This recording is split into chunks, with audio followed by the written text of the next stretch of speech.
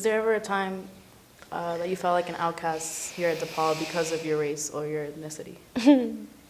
Yeah, so I was a pre-medical. I was on a pre-medical track, and I was doing great. I was getting all B's in my classes until I took stoichiometry with a certain professor, and he told me that I was going to fail the class.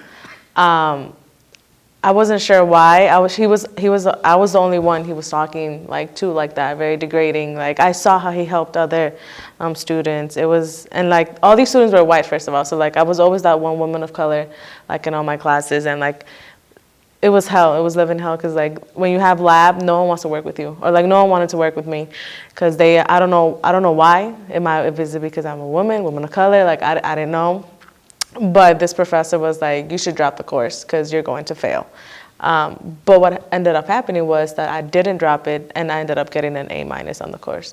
But like living like that, like constantly having professors and students, like that wasn't doing well for my mental health. And so I had to drop my pre-medical track, which I'm sad about. But yeah.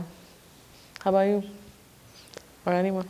I had a very similar experience. So I am currently a woman of color in the sciences. I'm a biochemistry major.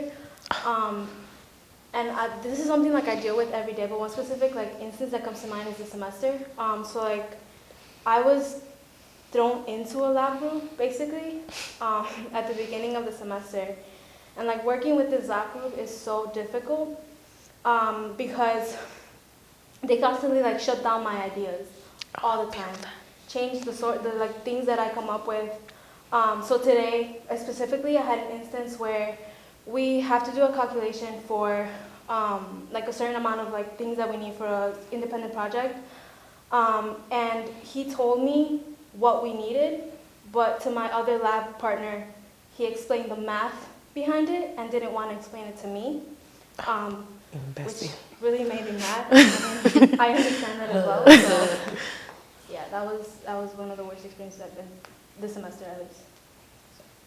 And I think because we are women of color, all of us up here, and we are majoring in things that predominantly consist of white students, I think all of our classroom settings, especially just being in Greencastle or coming from urban cities, we always encounter the prejudice. No matter what we do, either at the Hoover line or at class, office hours, the judgment's there, and we experience that. And I think that's what led us to really rely on one another in our organization, Sigma Lambda Gamma, because that's our foundation here, and that's what we have. As far as recruitment, et cetera, there's not, things are not always accessible to us in the way that we really need it. Resources, we come in kind of a step behind. And that is it's very pressed by professors, students, faculty. It's just, as you walk around as a person of color and you know it 10 times more here than you do in New York or Chicago. Mm-hmm. And I think that's why we really do rely on one another for support emotionally, especially mentally, because this place definitely does get you. Mm-hmm.